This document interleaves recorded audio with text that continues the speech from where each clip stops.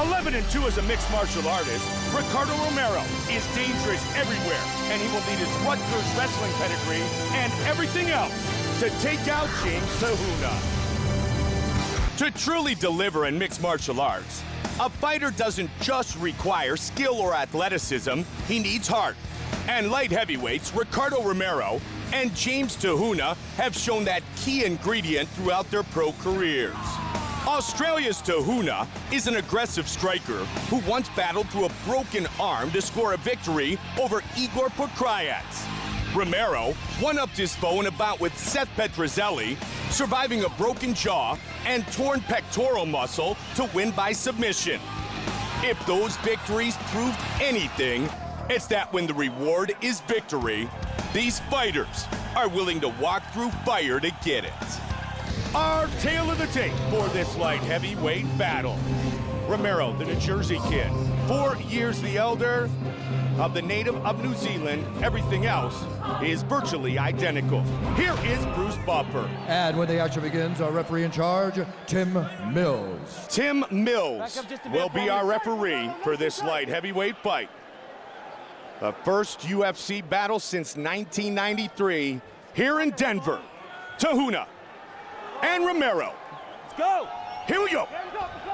Black trunks for Ricardo Romero. White trunks for James Tahuna. He switches his stance early. Wow, Romero reached for that one right away. Didn't try to telegraph it at all. Oh, he got tagged. He got hurt bad.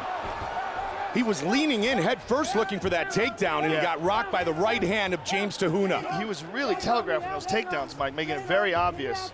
I guess he just doesn't want to have anything to do with the striking here. And that's what we talked about during the walk-in, that he's well-rounded, but he truly is a ground specialist, and he feels he has a big advantage over Tahuna. Question is, Joe, can he get it there and not get punched again?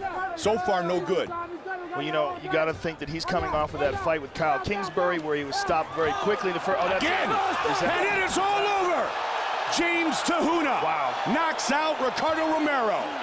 Just relax, brother. Stay right there. You're all good. Just hold tight. Yeah, just hold tight, bro. Everything's good. Just relax.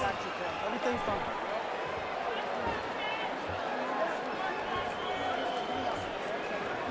I mean, that defines making your opponent pay when he shoots for the takedown, and Tahuna does it. It ends the fight early. And that was a pretty devastating knockout, Mike. Let's see it again here. This was the shot that took him out. One short uppercut underneath. Look at that. He went limp, and he was completely unconscious. The referee got there one shot too late because he was out. Just this is the kind of power Tahuna has. Watch how he perfectly places this. And boom, he's out right there. Sinks down, unconscious. And then look at Joe Silva trying to stop the fight. See Joe Silva jumping up there? And the right uppercut started it all. Yeah. Boom. Oh, man, yeah. And then look, that left hook behind it, and then another one. Let's take a look at that again. Tahuna's got some serious power, Mike, and very good placement of his shots. I mean, that was power from the hip right there. Yeah. Just the hip turn, short uppercut. And he wins tonight. James Tahuna, fighting out of Australia with the official decision. Here is Bruce Buffer. Ladies and gentlemen, referee Tim Mills has called a stop to this contest at 47 seconds of the very first round, declaring the winner by knockout, James Tahuna. Knockout victory for James Tahuna. All right, I'm here with the winner, James Tahuna. James, it seemed very obvious that his goal was to get this fight to the ground. You countered that right away with some beautiful, crisp counter punches, and you got to be happy with the result tonight, huh? Yeah, especially, Muscle Farm's been helping me out a lot. Elite Fight Gym, the Wolf Slayer team helped me a lot with my wrestling. And I had 3 dramas getting this fight. Dislocated my finger a couple weeks ago. Couldn't even punch on his hand, so basically I used the right hand for the last 2 weeks, so I'm happy to get this win. Well, let's take a look at the result here. He's shooting in for the takedown, and look at the end of the fight here. You caught him with this beautiful up. Oh, this is the end here. You had heard him before this with an uppercut and a left hook, but this is the end. You caught him with these short punches from the ground and just put him away.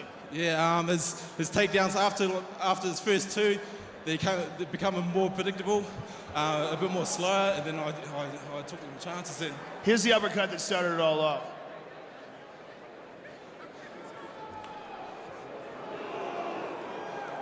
And that was Pinpoint at it. pinpoint. Yeah, I'm happy with that. Well, congratulations on an excellent performance. Look forward to seeing you again. James Tahuna, ladies and gentlemen. James Tahuna, the winner here tonight in Denver at Pepsi Center by knockout.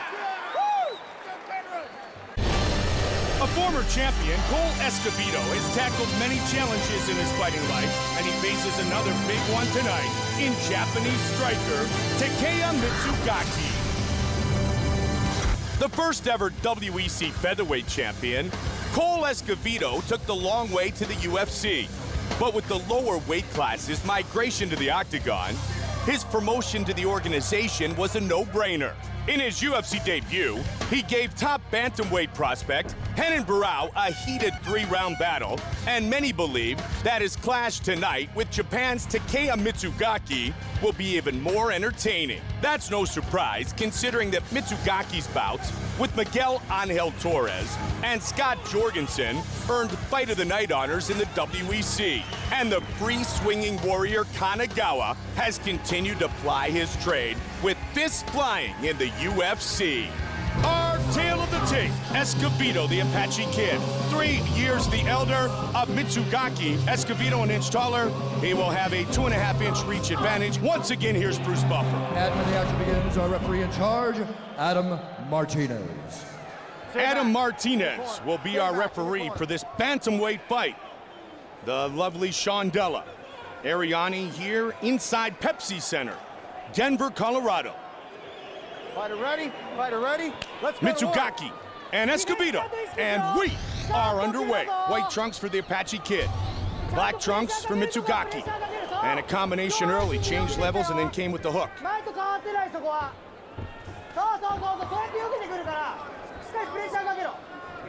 Again, Mike Mitsugaki's got very, very sharp boxing skills, but he's mixing it up more, using more kicking techniques in his last few fights. Pushing forward, yep, Joe. Yeah, his strength is his boxing, and of course his aggression and his chin. And Cole just caught one. Yeah, and Cole just also tried to test Mitsugaki's chin with the knee.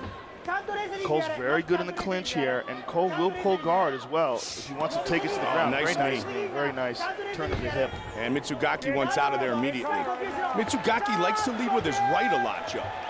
Yeah, he's got a good straight right, a straight right lead, a good left hook as well. He leads with that sometimes as well. Led with the right uppercut that time. Minute into this fight, scheduled for 3 5-minute rounds. Again, it's almost like he uses his right hand as his jab. Good jab by Escobedo, stepping into it.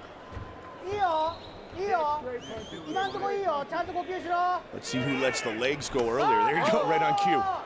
Good switch kick to the inside. Well, Escobedo has a bit of a length advantage, Mike, and he prefers to throw a lot of kicks. Throws more kicks than Mitsugaki.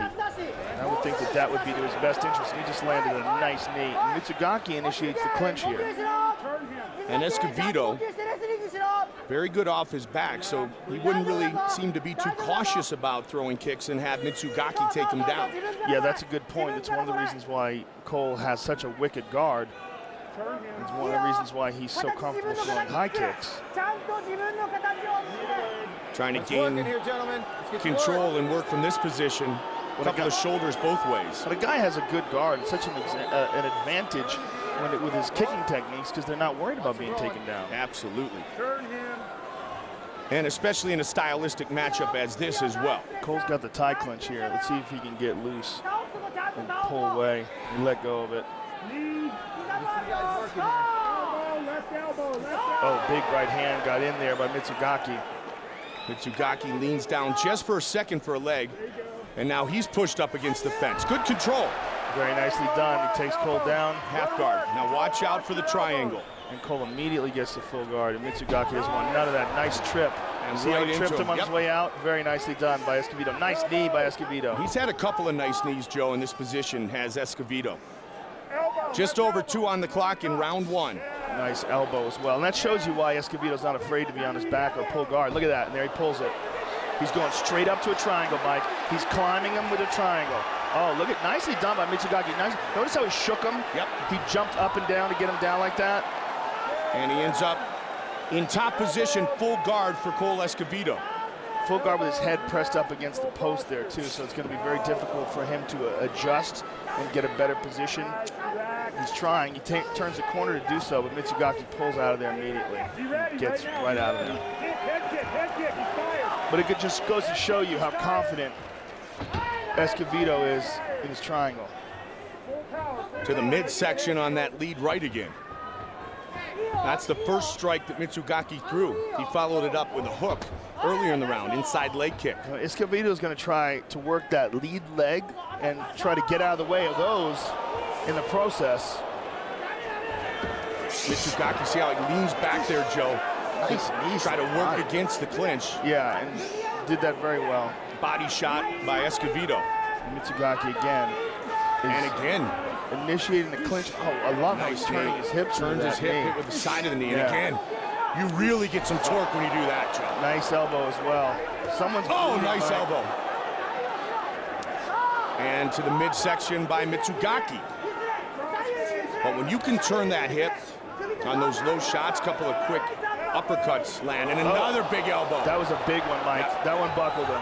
His legs are still wobbly. And a nice straight right by Escovedo. Nice left by Escovedo. Head goes kick. for the high kick.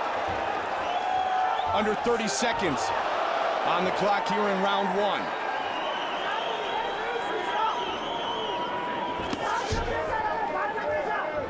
Good short elbows utilized by Cole Escovedo in this first round. There's that 2-3. And again to the body.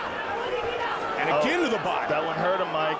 That shot to the body might have taken a lot of wind out of him. Both men work the body very well in round one. He's taking some big, deep breaths. That tightened him up. He hit it well, but I believe that one tightened him up. He's going to hit you with knees. Watch out for that. Be careful. Move.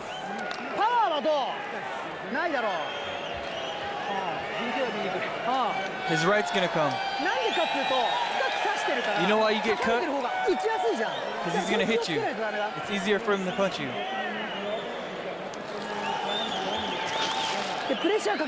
Put pressure on him, okay? Let's take a look at some of the action in that round here. This is early. Mitsugaki connects with a nice left hook, steps in with it. And here Cole gets that Muay Thai clinch. And Escovedo is eating some shots here. And there's a nice elbow by Escovedo and a counter left by Mitsugaki. Then another nice elbow by Escovedo. Escovedo worked some nice tight elbows and some nice tight knees to the body in that round as well. Let's go to work. Worked very well from the clinch. Round two is underway. Let's see if Mitsugaki tries to avoid the clinch game. Caught that kick, brought him to the ground, but he's hesitant to go into that guard. And perhaps wisely so. Let's go, guys. You got to work. Escovedo back up. 14 career wins for Mitsugaki, 17 for Escovedo, the first ever 145-pound champion in the WEC. We've seen a lot of guys throw their hands, Joe, and I can't think of anybody who, you know, is an orthodox fighter who leads with his right more than Mitsugaki does.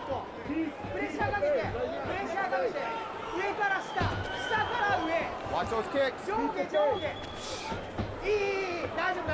Escovedo answers the inside leg kick from Mitsugaki.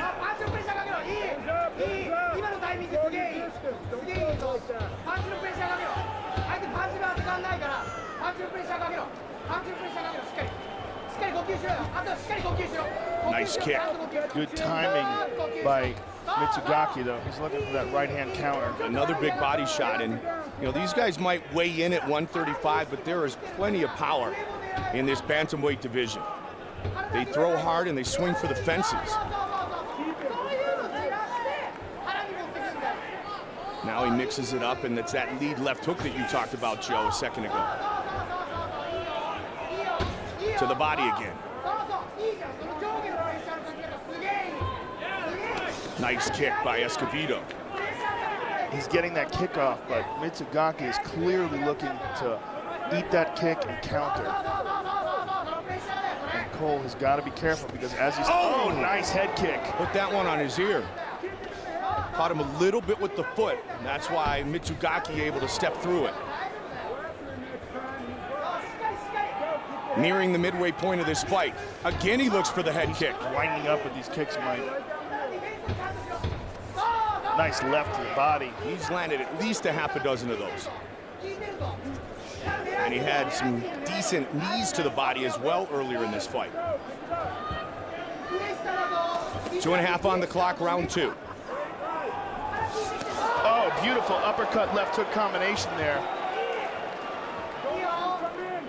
Lead right again from Mitsugaki.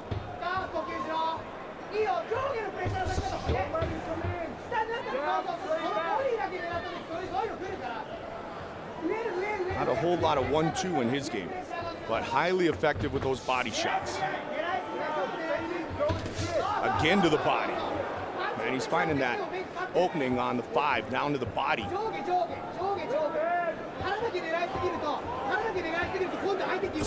Escobedo, a big swing. Oh! Mitsugaki doesn't want to mess with Escobedo's guard. And Mitsugaki showing a lot of respect. Yep. He's starting to slowly pick apart Escobedo in this round.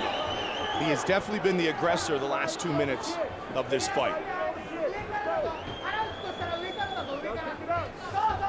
Again with the hook.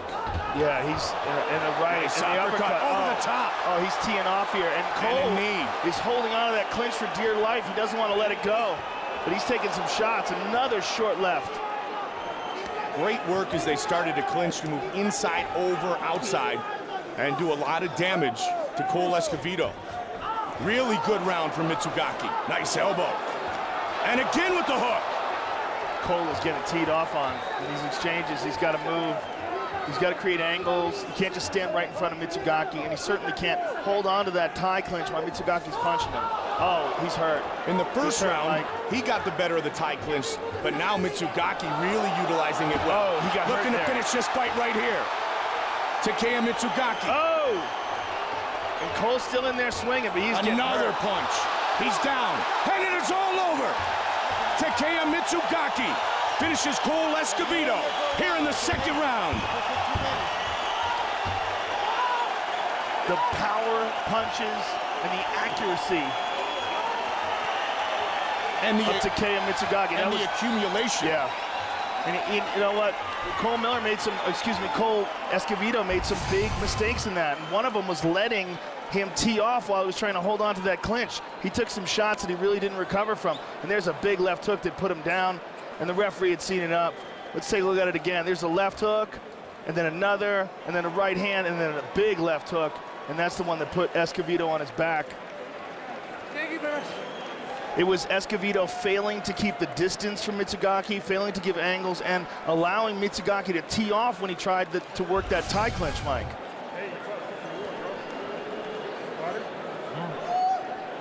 The Apache Kid defeated by Takeya Mitsugaki here tonight in Denver.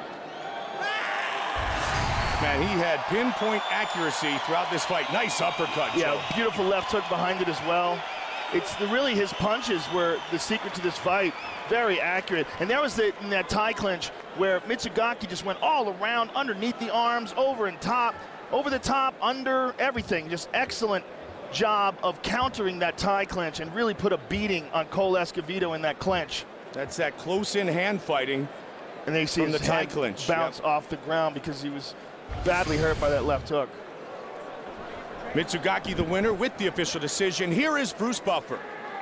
Ladies and gentlemen, referee Adam Martinez has called a stop to this contest at 4 minutes, 30 seconds of round number 2, declaring the winner by TKO, Takeya Mitsugaki.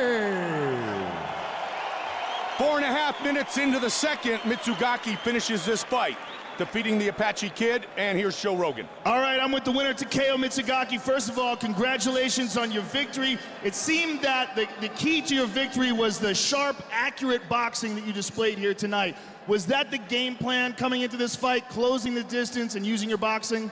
今日の勝ちはどちらかというと正確なボクシングテクニックがやっぱり違いが出たと思うんですけども、それが自分のゲームプランでしたか？そうですね、やっぱりグラウンドでも上取っても下から結構うるさい感じだったんで、基本的には蹴り散らしてパンチでフィニッシュっていう形を、まあ、考えてたんで、その通りになりました。Yes, actually, I knew Cole was very good fighting off from the back, so my plan was to hurt him a little bit with the low kicks and land the punches. You caught him with many sharp counters, but one of the most devastating exchanges was when Cole refused to let go of the tie clinch, and you went under it and over it. Were you surprised that he held on to that while you were teeing off on him? コール選手が首相撲の中からうまい具合にエルボーとか出てましたけど、首相撲の戦いのうまさでちょっとびっくりしましたか。そうですね。でも僕が引き込んでくると思ってそれも警戒しながらやってたんで、ちょっと首相撲では向こうに取られましたけど、まあ想定範囲内ですね。いいエルボーでしたけど。I know he's good at pulling guard, so I was very cautious about that. So in terms of Muay Thai clinch, of course he was, doing well. That's because I was very cautious about guard. Well, congratulations on an excellent victory. Takeya Mitsugaki, ladies and gentlemen. Mitsugaki, the winner here tonight at 4:30 of the second round by TKO. He first fought in the octagon at UFC 64 in 2006, and tonight, the leader of the Fighting a Sun Sal family, Junior, returns to battle Eddie Yagi. It's been over 4 long years since Junior Asunsao last graced the octagon. But 7 wins and 3 consecutive first-round finishes have convinced the UFC brass that the Brazilian Jiu-Jitsu black belt is ready for his encore performance with a new outlook and a new weight class. That's good news for fans of Asunsao's exciting style. But newcomer Eddie Yagin wants to make his own name in the crowded 145-pound division.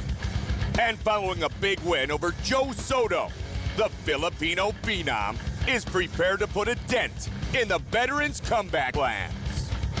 Our tale of the tape for this featherweight fight. The Brazilian, 2 years younger than the Hawaiian. 5'9", 5'7", 2 inches on the height and the reach for Asunsao, Bruce Buffer. And when the action begins, our referee in charge, Josh Rosenthal. Josh Rosenthal, our referee for this featherweight fight. The lovely Shondella.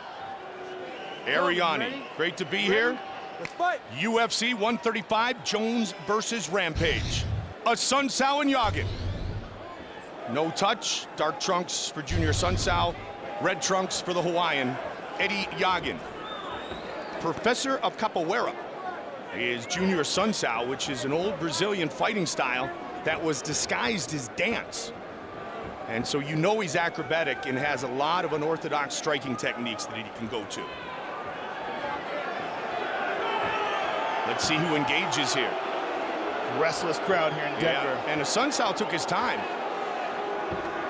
on the walk-in, and Yagin's been waiting patiently, trying to put his hands on him. Southpaw stance now for Asunsao. He switches it back to orthodox. Asunsao twice tried that high front kick that has most recently become a part of the MMA arsenal since Anderson used it, and then of course Lyoto Machida on Randy Couture. But it's become something that people look for now. Good slip and rip by Yagin. See if he looks for it again, Joe. Asunsao is standing. Very Anderson Silva-like, a completely different stance than the way he used to stand. He's keeping his hands down, light on his feet, standing very different. And he's very tall, and Yagin really crouches down, so it looks like he is much more than 2 inches taller, at least in their fighting stance. Reach advantage of a couple of inches for Asunsao.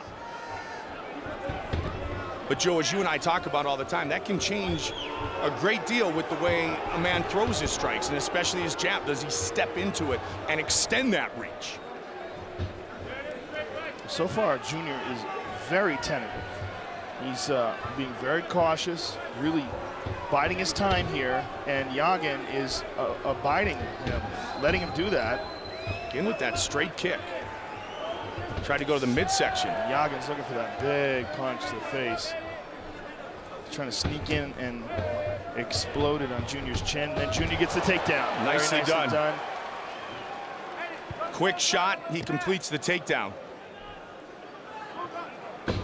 Yagin in half guard, goes to full. Brazilian Jiu-Jitsu black belt, Asunsao against Brazilian Jiu-Jitsu brown belt, Yagin. Yagin's got a triangle attempt here. Not going to get it. Asunsao's turning the corner, putting his pressure on him. going to try to move into side control if he can get past those legs. But Yagin doing a real good job of rotating his hips and keeping Junior inside of his legs. And Junior stacks him. And look how Yagin turns his left foot in front of Junior's face. He's going to need to push his right knee up as well to hold his position there. But he's doing a good job defensively off of his back. And Junior's teeing off on him here with that one open free hand. Nice elbow as well. But Yagin's dangerous off his back. You can tell by the way this guy moves his legs. He's got what you would call educated hips. He knows what he's doing. But Junior is holding. Oh, nice punch by Junior there. And that's again, another good two one. big left hands, Solid Joe. punches. These 13 and are 4 overall with Sun Tzu, and like I said, 7-1 since his last UFC appearance. Yagin kicked him off, but he ate a couple hard shots in that exchange. Good right hand by Yagin there. He's trying to hunt him down now, Joe. He's trying to push the pace, the Filipino phenom. Not to be confused with Mark Munoz, the Filipino wrecking machine.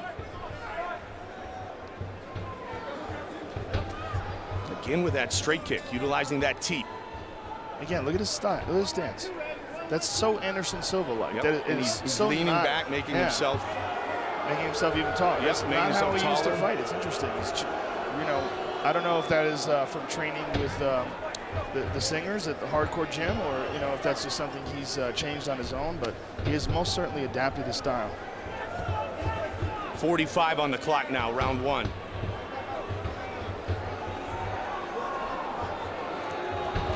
Swing and a miss and another takedown. Very nicely timed takedown by Junior Sun Tzu, right into the full butterfly guard. He ducked under the hook, Joe, and was able to shoot for the hips and take him down for the second time in this round.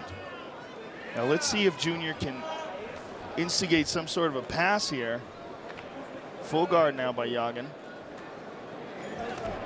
Yagin controlling the posture. Not much time left for Yagin. He tries to lock the shoulder down, but there's very, very little time left. Final seconds of round one of this featherweight fight. Ooh, the crowd does not like it.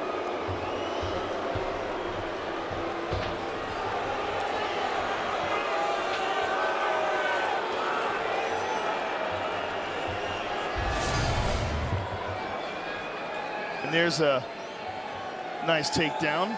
And there's the first one into half guard, and there's the only good shots really landed in this round were these solid left hands by Sun Tzu. And here's a very nicely timed takedown, just barely ducked under that left hook and took him down, but was unable to do anything once he had him down. O bicho tá cansando já, agora vai. Rafael, about a year younger than Junior Sun Tzu. Yagin's corner as they get set for round two. So it was those couple of strikes with the ground and pound, Joe, that you talked about, and the two takedowns for Junior Sun Tzu in the first 5 minutes. Yeah, although it was sort of an uneventful round, he definitely got the most off. Round two. See if Yagin tries to push the pace here a little bit more than in round one. Now his stance is a little bit different. Now his stance is like Vanderlei. Yeah, exactly. Really, it is. He's like. And from this angle, he resembles Vanderlei a little bit. Like a little skinny Vanderlei. With long legs. Stuffed. Tries that takedown again. Yagin got him. Just missed a knee. Yagin's definitely, at this point, looking for the counters. The counter knee there after he stuffed the takedown. Looked to slip and rip earlier in round one. See if he can start to engage these trades of the hands. Well, Yagin is having a hard time closing the distance. Yes.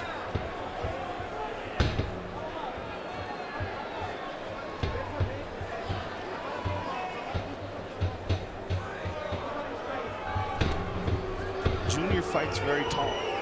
You know, he's not that much taller than Yagin. He's only a couple inches taller, but he fights much taller. Switches his stance for a second. Here's a nice shot. He's got his back. Can he finish Clasp it? the hands together. Yagin's trying to get his hands free.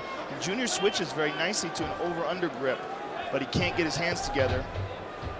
Just trying to get a hook in, trying to tie up that leg. Yagin realizes it and turns away, and Junior follows him and gets his back. Very nicely done. One hook in, too, Joe. Yeah, and you know what? Sometimes when you cross those legs like that, you don't need 2 hooks if you've got a good squeeze. Yep. And Junior lost the position totally now, though. But still has his opponent pressed up against the fence. Still, though, that shows the defense that Yagin has. The Junior lost that position. And Yagin staying with that wide stance, too, Joe. So Sun Sao could not complete the takedown. So good takedown defense by Eddie Yagin there. 3 minutes on the clock here in the second. Yagin's got to get something off offensively, though. The first round was, although uneventful, like we said, pretty much all Junior Sun Sao. And again, what a obviously telegraphed fake punch and then a takedown attempt. And there's that front kick again. Yagin down low that time. Checked. Just about to the midway point of this fight.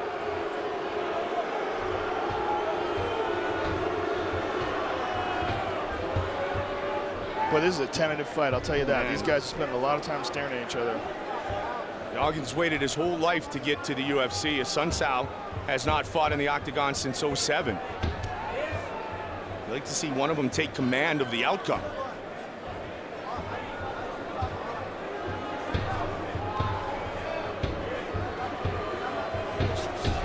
Trying to extend that right hand. Well, when Yagin closes in the distance, even if he throws one punch, he's got to follow up. He's got to chase him with chains of combinations because he's just too short. He's too short and his arms are too short to get close to him. So once he actually does get close, he should be blitzkrieging. He should be chasing him down and trying to complete something.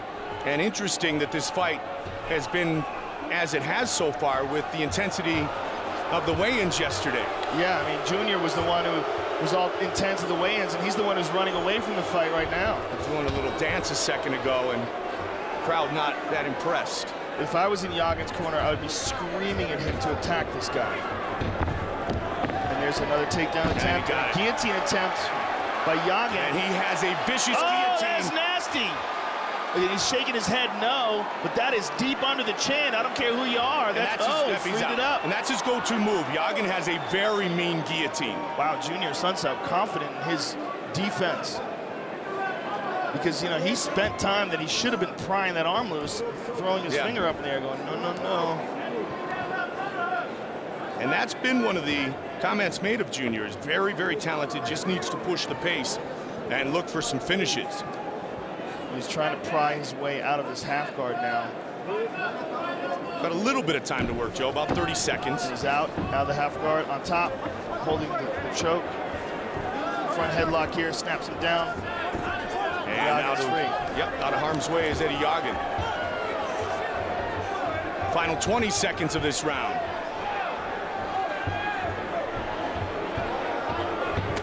Nice kick. He needs more of that. He needs more of that.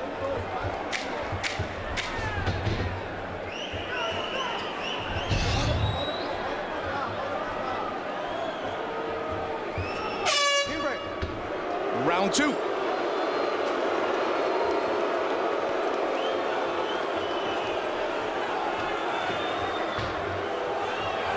right, Eddie, you don't even hear right now. Now let's take a look here. A straight left by Junior Sun Sao. There's a takedown by Junior. And immediately you see as he was taken down, he got caught in the guillotine. He was like, no, no, no, no, I'm fine. I mean, that just shows you that's a guy who's been in guillotines a million times in his life. Just ultra confident in his defense. Deep breath, I got you. Deep breath. You got this. This is 5 minutes. All right, okay, so anytime you try to deal with that left underhook, wobbling up, getting up to your right elbow, getting up out of there, that's what you're gonna need to do. Work to create a scramble so you can get back to your feet. Feet inside the hips, butterfly guard, push them away. Any situation.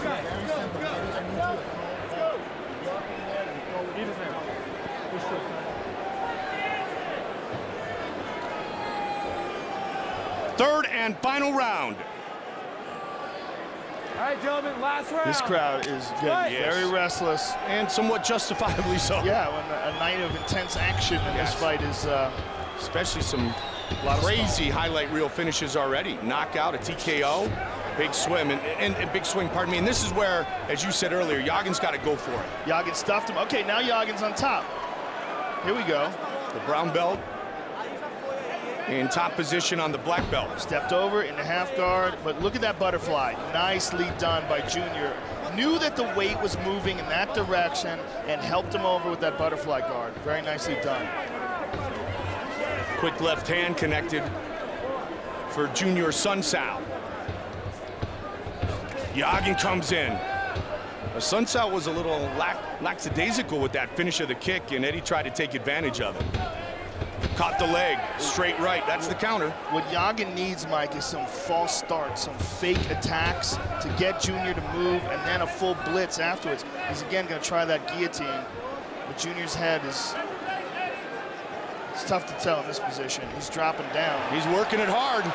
Wow, can he get the finish here? There'll be something else if he does. Cranking on the neck of Junior Sun Sao. He's got it pretty well. It's pretty deep, but it is an arm-in guillotine. He's not quite over the neck. And he's out. Well, like you said, there's a guy who's been in guillotines for most of his life. Yeah, he knows what's up. Under 3.5 now. And Yagin did not quite have the perfect position on that either, and it's a very difficult one to finish off with an arm-in. Now a Sun Sao in top position again. Sun Sao's tying down the left arm.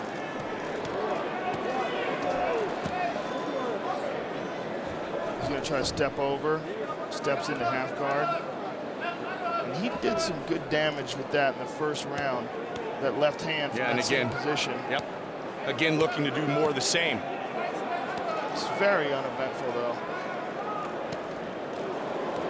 Again.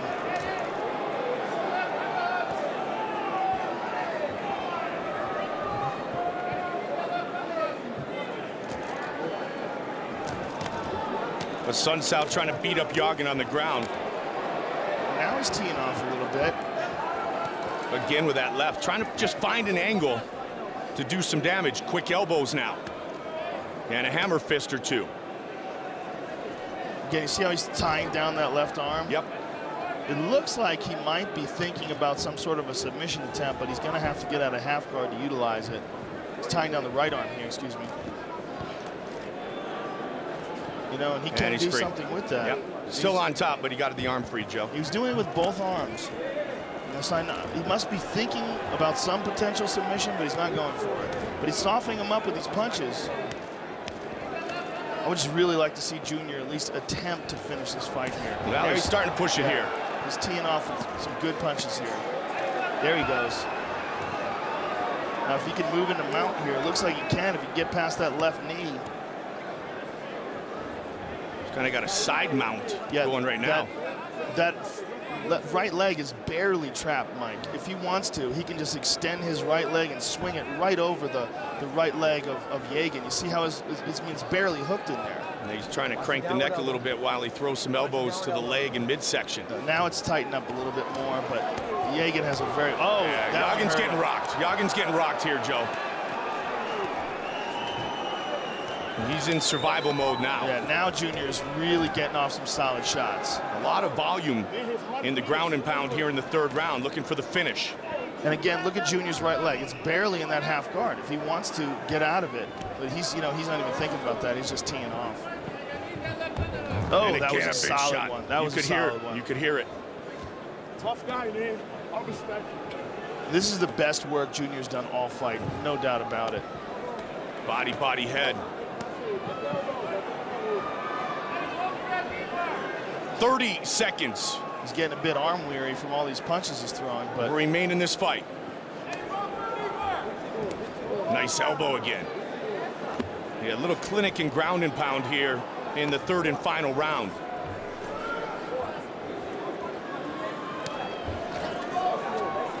Yagin has just been in kind of survival mode for the better part of this fight, especially here in the third round. Trying to finish it. Looks like Yagin will make it all the way. He does. Fight will go to a decision. An excellent final round by Junior. He really finally got things going in that third round. You know, and a lot of that could be the fact that he's been off for 4 years out of the UFC. He's really nervous about, you know, being successful in his return to the octagon. Let's take a look at this action here in this third and final round. He was really teeing off on Eddie Yagin. Eddie took some big punches here.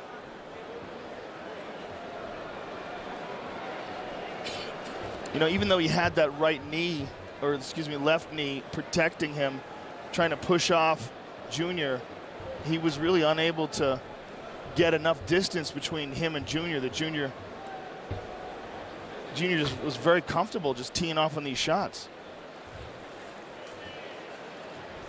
Big round for Junior Sunsao. Junior Sunsao and Eddie Yagin go the distance here tonight at Pepsi Center. Pai, mãe, Matheus, Camila, amo vocês. Everybody in Atlanta. Tried to get the finish in the third. Yagin able to protect himself. Everybody, this guy's a badass, man. I try to finish. Bruce Buffer has the official decision. All the props to him. Ladies and gentlemen, after 3 rounds, we go to the judges' scorecards for decision. The judges score this contest 30-26, 30-26, and 30-27, declaring the winner by unanimous decision, Junior Sunsao.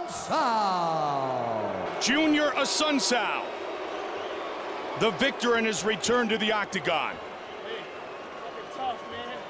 And Joe Rogan will visit with him. All right, I'm here with the winner, Junior Sunsao. First of all, Junior, welcome back to the UFC.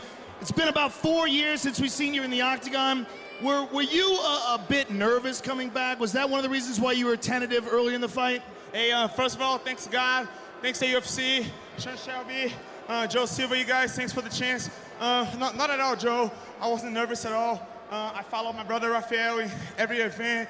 I mean, I'm pretty much acclimatized to the UFC scenario.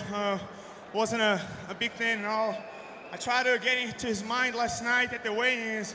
Since I knew he was a newcomer, I figured he would come a little nervous and that would get him out a little faster. That was part of my strategy. I didn't get tired at all. I could have gone 2 more rounds. You had a lot of success in the third round, but in the first and second, it seemed like you were baiting him, waiting for him to come to you. Was that the strategy? Yeah, I mean, he's 15-4 with several knockouts. I knew of his knockout power. I mean, I'm a jiu-jitsu guy at the end of the day, and I wasn't going to get hit in the face. Hopefully, I'm still clean. I had a game plan, you know. I wanted the distance to adjust in the first round, and then second round, to emphasize my strategy. Thank you very much, everybody at the Hardcore Gym and actors that got me prepared for this. When the third round, you really came on strong and you were pounding on him. Were you surprised at all that you weren't able to stop him? I was surprised, man. I couldn't get a TKO. I was talking to my corner and the referee. And I'm really surprised he didn't get to me. But I mean, all the props to the guy, absolutely. He's a newcomer. I've been a first timer in the UFC before. I know how it is, man. I'd like to thank Drew, the guys from Pariah, Colorado Springs. They gave me a huge help here, man. I've been here for 2 weeks. Thank you very much. Congratulations. Junior Sunsao, ladies and gentlemen. Junior Sunsao, the winner tonight in Denver by unanimous decision. The Barbarian was dominant in his first battle as a middleweight. And tonight, Tim Boetsch plans on beating down unbeaten Nick Ring and staying undefeated at 185. Tim Boetsch was always a solid competitor at 205 pounds. But when he dropped to the middleweight division, it was a revelation to fight fans and the Barbarian himself, as he looked faster and stronger than ever in turning back a challenge from Kendall Grove and moving to 1-0 in his new weight class. I felt great at 205. I feel even better at 185. I feel very powerful. I'm gonna rip through Nick Ring, and then I'm gonna make a run at the title.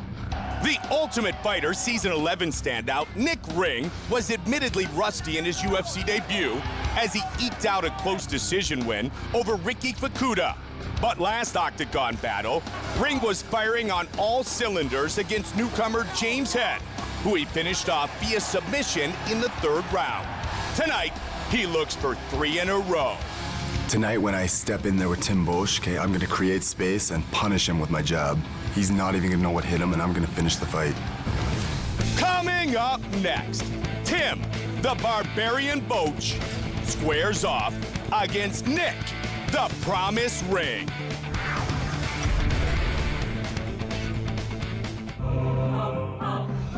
Our tale of the tape for this middleweight fight, the Canadian, 2 years the elder of the American. Everything else is virtually identical. Here is Bruce Buffer. And when the action begins, our referee in charge, Mario Yamasaki. Mario Yamasaki, our referee. The lovely Shondella, beautiful Ariani, our entire crew here at Pepsi Center in Denver, Colorado. Middleweight fight scheduled for 3 5-minute rounds. Let's go, come on. And here we go. White trunks for the southpaw. Born in Cedar Falls, Iowa. Living in Calgary, Alberta, Canada. Nick Ring. Boach the Barbarian was born in Camden, Maine. Uses the teep early. There you go, there you go. Trained again for this fight, did Tim Boach. Up in the Pacific Northwest under the guidance of Matt Hume. And Boach is ridiculously strong for 185 pounds. He was a tough guy at 205, but he was having a hard time with the upper echelon of the division. But when he dropped down to 185, the way he manhandled Kendall Grove was a real revelation. And I think he really should have been at this weight class all along. It's a difficult cut for him, but the rewards are more than worth it. He's very, very big for 185 pounds, and you really get to see his wrestling and his physical strength at this weight class. And he's chasing down Nick Ring right now. And Joe, it was a tough cut for Tim Boach, 13-4 in his career. In college as a wrestler, he used to give away 40 or 50 pounds. He used to wrestle as a heavyweight, he said, because we needed one. And he was strong at 205, as you mentioned as well. But right now, Ring is trying to work the outside, maybe throw his hands a little bit, but not get into the clinch game. Catches the leg, looking for the takedown. Ring pounces on his opponent. He's got the front headlock. He's holding onto it very tight and looking to spin to Tim's back, and Tim's going to try to pop his head out of this. Tim does not want to wind up on his back. That is a position that wrestlers do not enjoy. And it's a position that he found himself in a losing effort against Matt Hamill. 12-0 in his MMA career. Nick, the Promise Ring. Nick with some nice knees to the shoulder, damage that shoulder, take away the ability to punch. And that is a legal maneuver. He just has to be careful, careful that he does not hit the head. He also, of course, can attack the body from this position with knees, which is very effective. He's staying high on the head, and he's forcing Tim Boach to carry his weight and work here. And he's doing two things. One, he's showing that he can control the wrestler. And, you know, Tim Boach absolutely does not want to be in this position. So he's showing that he can control him. And two, he's punishing him. He's making him carry his weight, and he's making him tired. And he's very methodical with the strikes to the shoulder, knowing that he cannot head him. Pardon me, he cannot knee his head from this position. Now they're back on their feet. He let him go. So just past the midway point of the first round. Circling again away from the right hand and the power of Boach. Here's Ring. Now he comes the other way. Well, right away, Ring showed that he can be very effective in a grappling scenario and that he can control Boach. So he's got a little bit of a psychological victory there. Because if you looked at it on paper, Joe, you would say strength advantage clearly to Boach. Right. Nick is a very smart fighter. He doesn't fight like a meathead. He doesn't charge in. He's got good technique. He was a lot of people's favorite to win the Ultimate Fighter Season 11. He was on Team Tito Ortiz. That show was taped in early 2010, but he was forced to leave the competition due to injury. I'll tell you what, he looked spectacular against James Head in his last fight. We really got to see what he's capable of in that fight. And there he caught that kick. Again, second time he's done that. Yeah. Well, Tim pushes out that front kick, and he leaves it out there. Nice leg kick by Boach. Got to throw it out there, bring it back. As Ring trying to score some more points here in the first round.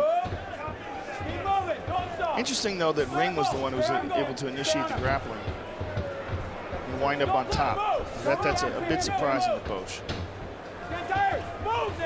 Tim Boach, 5-1 with a knockout and a couple submissions in his last 6 fights.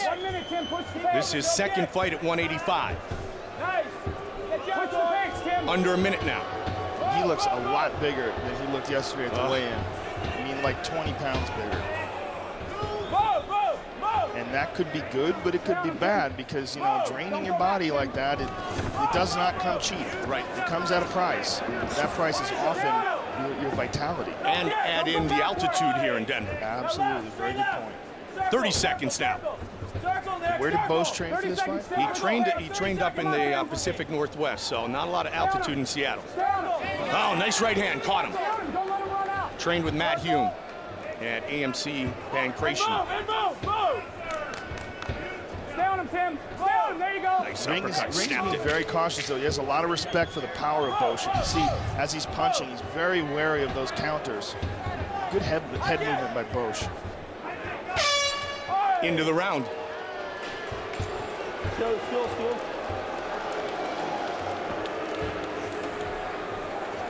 Good job. That was perfect. He's starting to slow down. Okay, let's relax. Deep breath. Deep breath. Relax.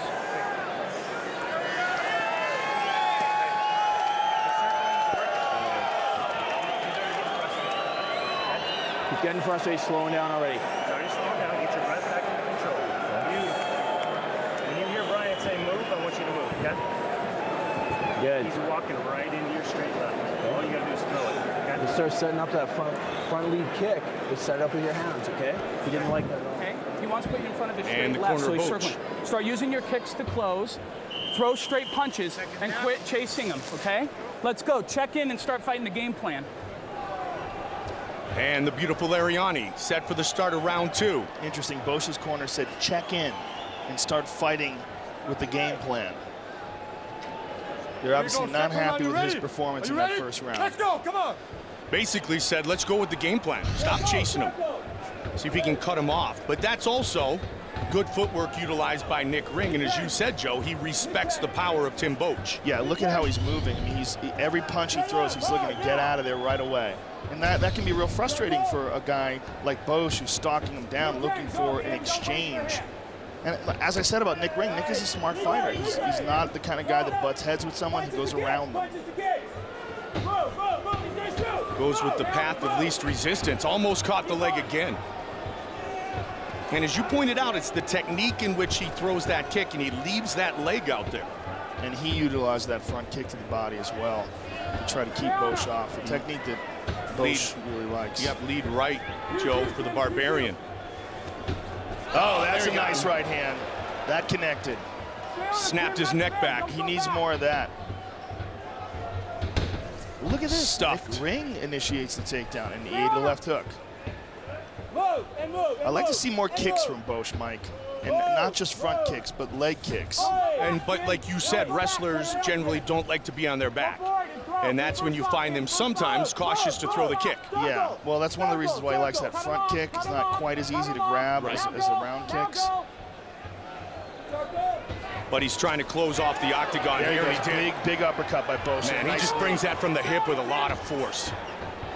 You know, as we said, at 185, Boach is going to be one of the stronger guys in the division.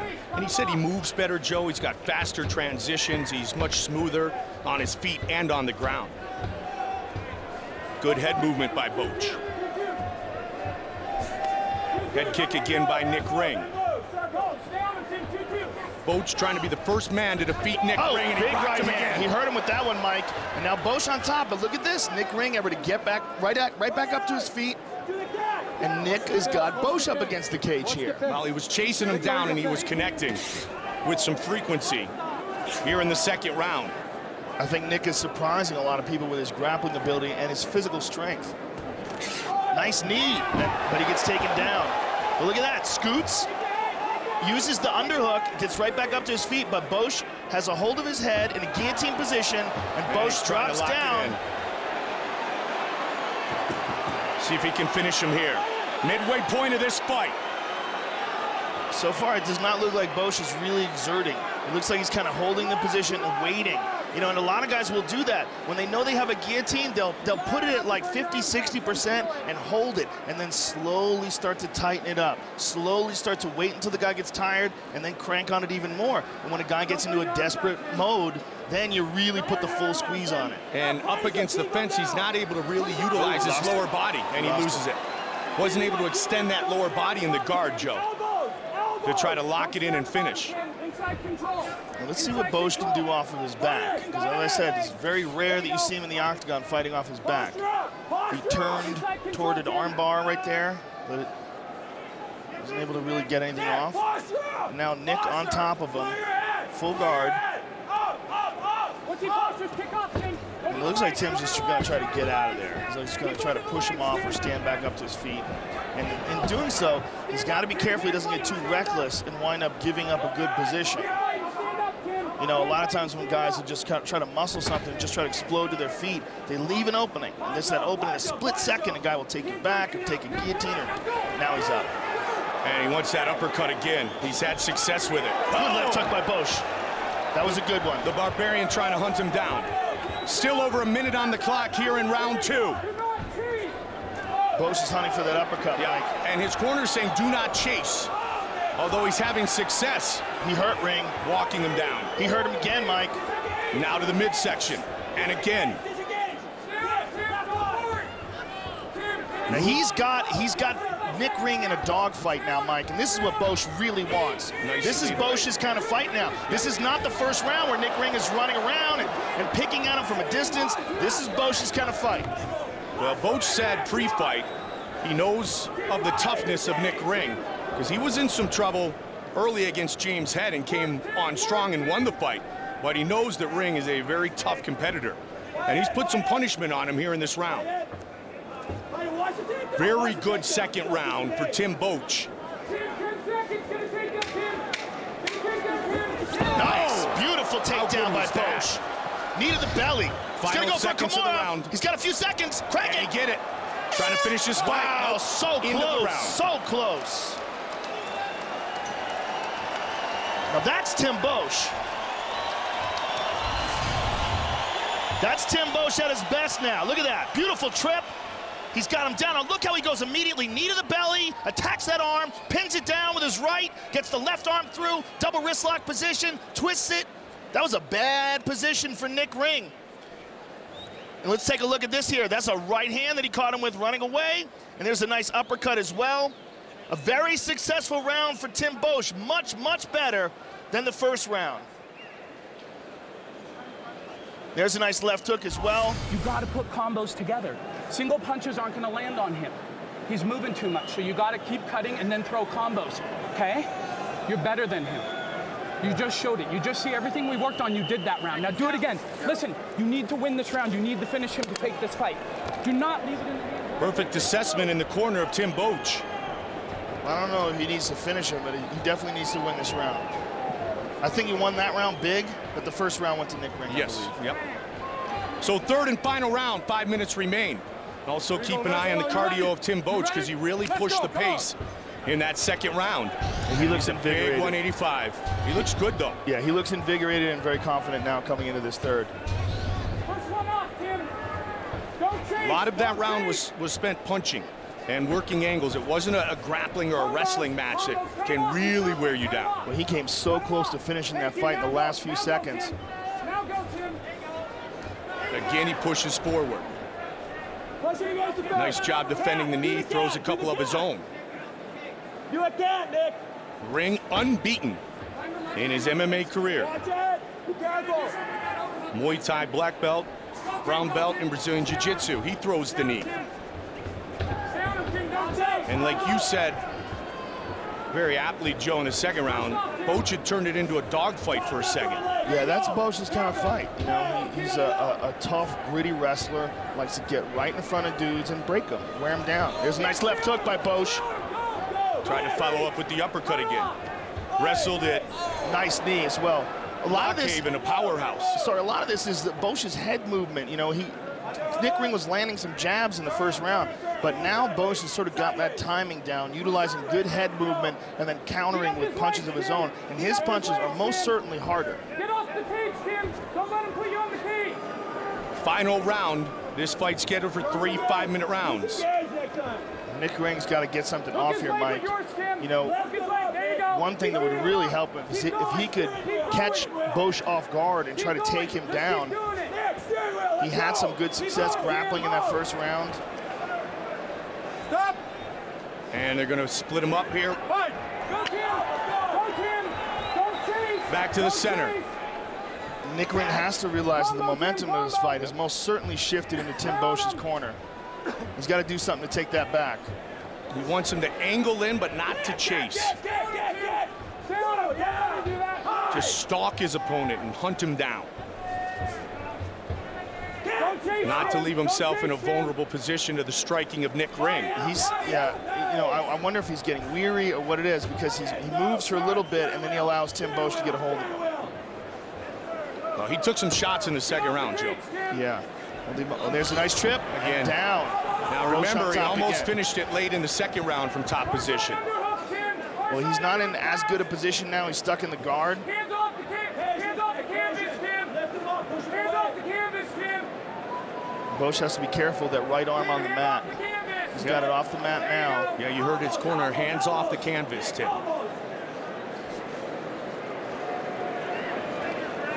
Going to disrupt the breathing pattern of his opponent for a second. All right, Tim should be trying to pass here, Mike. He should be trying to get out of this guard. You know, it's going to be real slippery and very hard for Nick Ring to get anything going with his legs from this position. The pass or posture up and throw down some ground and pound. Under 2 now. Well, either or would be nice, right? Yeah, absolutely. I'm going to stand you guys up. And Mario Yamasaki on cue. And he's going to stand him up. Give him a chance. Both these guys are getting tired now. We are in Denver, Colorado, at altitude, the Mile High City, and it's tough to breathe up here. Not only the lack of oxygen, but you get dehydrated very quickly. 1:15 remains in this fight.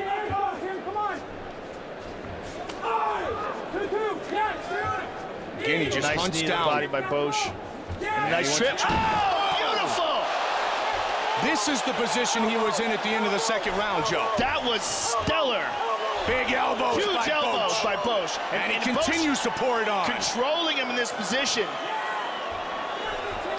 Bosch has got one arm trapped, and he's looking to trap the other one.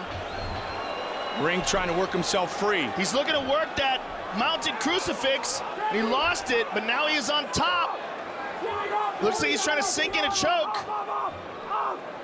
Looks like he's trying to sink in an anaconda choke here, Mike. After a vicious takedown, gave him side control. 30 seconds now. Tim is mounting him. Nicely done. Looking to finish that off arm. Twist this that fight. arm. Can he get it here? 15 seconds. That right arm of Nick Ring is in danger if Tim Bosch knows he doesn't know the position. There's a technique called the baby arm, an arm bar from that position.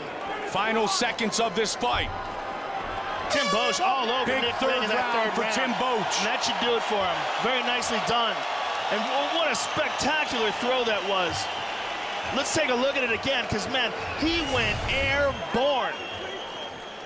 Look at the beautiful technique, utilizing that whizzer in the hips, and Nick Ring went flying. Let's look at it again. Look at this. That is picture perfect, man.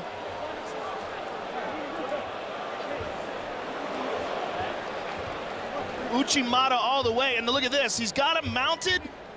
He's got him in the crucifix position, dropping bombs on him, elbows and punches. It really had a bunch of different limbs and all sorts of danger in several different spots in that fight. Just an awesome second and third round for Bosch. Yep, it was his goal to hand Nick Ring his first career loss. Tim the Barbarian Bosch. 8th fight in his UFC career. Honestly, and this one goes the distance. Great job. You really stepped up in that second and third round. And here is Bruce Buffer with the official decision.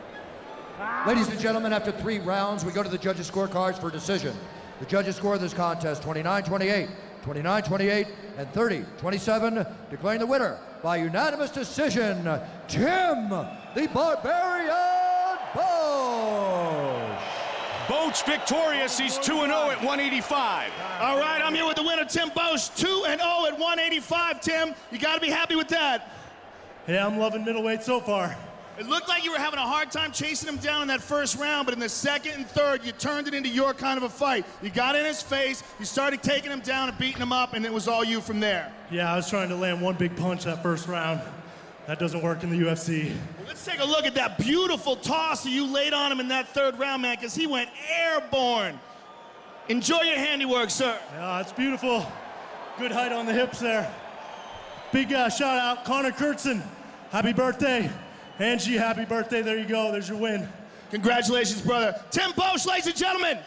Great throw, great finish, and a victory tonight for the Barbarian. The kid from Maine, Tim Bosch.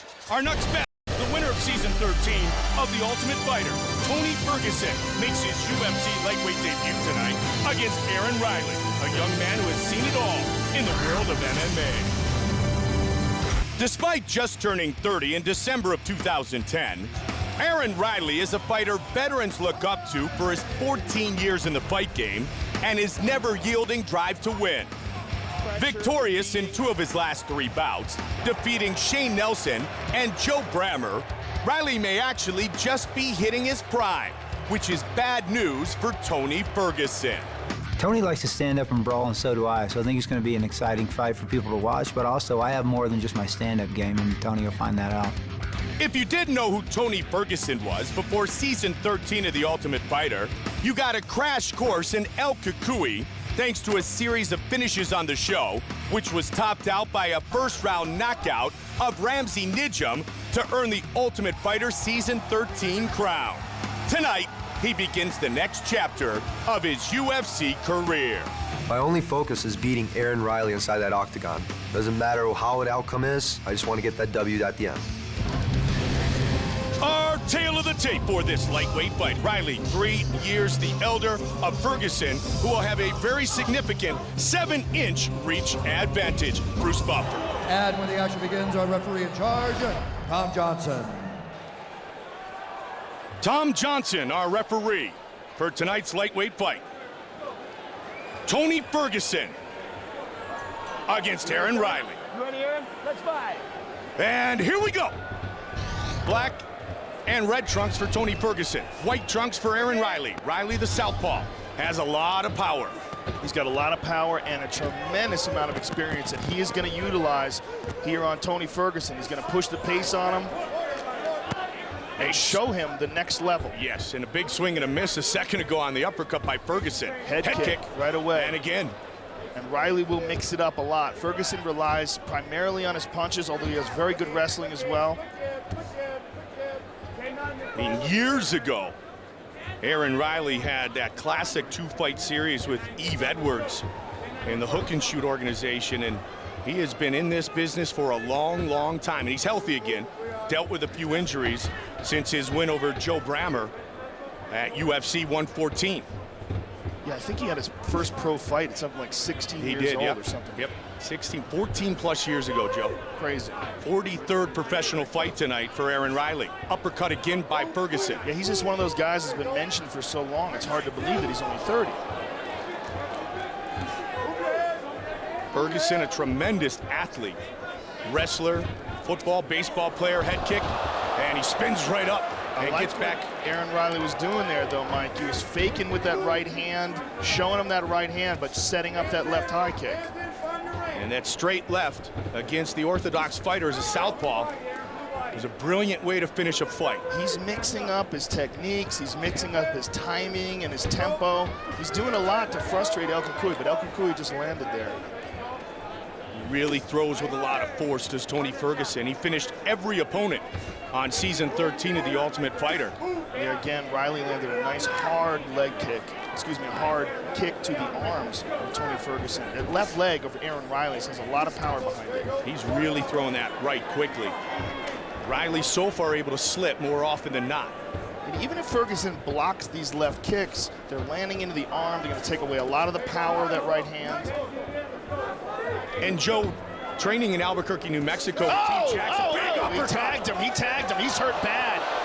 Ferguson looking for the finish to the body. Riley is in all kinds of trouble right now, Mike. Ferguson trying to hunt him down and finish this fight. That's what I was talking about when you talk about the murderous punching power that Tony Ferguson has. He's able to hurt guys with one shot like that and change the entire outlook of a fight. And he has changed the entire outlook of this first round with that connection a moment ago. Aaron has had jaw problems in the past. He's had his jaw broken, and I don't like the way he's opening his mouth up right here, Mike. See what he's doing? He's opening his mouth. It's almost like his jaw is hurt here again. Joe, the one thing we do know, watching Aaron Riley for many years, you never count Aaron Riley out. He's been in a lot of great fights. I believe it was Spencer Fisher who broke his jaw in their fight. It was, Joe. And when you have a broken jaw, and when you've had that before, you never know how well that thing heals up. Well, and that fight was stopped after the first round because of the broken look at jaw. that. Nice inside leg kick, but it strayed low, and Tony Ferguson was angry and responded with a sharp right hand. Again, he's the aggressor as Ferguson. Riley's bleeding now. And again, look at Aaron Riley. He keeps opening and closing his mouth. The kick off the body. Nice left hook to the body by Ferguson. That Fisher fight was over 6 years ago, January 2006. At UFC Fight Night, elbow, uppercut. And again, Riley keeps going to the well with that left kick. 115 now. He's bleeding like crazy. See, just spit it out. Yep. Joe, and I started to say earlier before he got tagged that Riley trained a lot with Melvin Gillard. So you've got explosiveness and athleticism, very much like Ferguson. But he don't have the reach and the range of Great Ferguson. point. Ferguson comes at you from not just a good distance, but he throws punches at odd angles. Superman punch. He is long and lean at 155. 45 seconds now in round one. Lands the uppercut. And all that blood is coming out of the nose of Aaron Riley, and we can only hope that it's not a broken jaw. As it is, this fight is probably going to be stopped in between rounds. It was when it happened to Spencer Fisher. Spencer Fisher breaking the jaw of Aaron Riley, as Joe mentioned. Tony Ferguson, though, boy, talk about passing your first test with flying colors. Whoa, nice counter. 15 seconds now. Again, Riley goes with that left kick to the body. Final seconds of this round. And a good one for the Ultimate Fighter winner.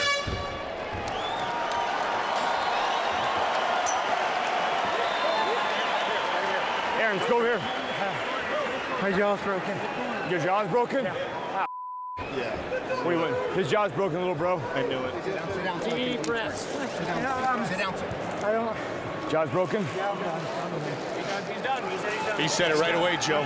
Yeah, they're going to stop it. Yeah, I had a feeling by the way he was opening and closing his mouth. Yeah, he's done. Disappointment in the corner of Aaron Riley. Very smart, though, to not try to continue. So just like it was with Spencer Fisher, a doctor stoppage after the first round. Aaron Riley suffering a broken jaw. And Tony Ferguson is 2-0 in the UFC.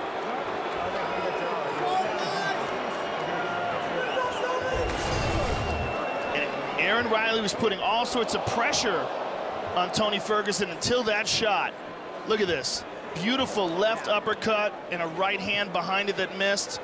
And he landed several more punches to follow up with this. But that left uppercut most likely was what broke Aaron Riley's jaw.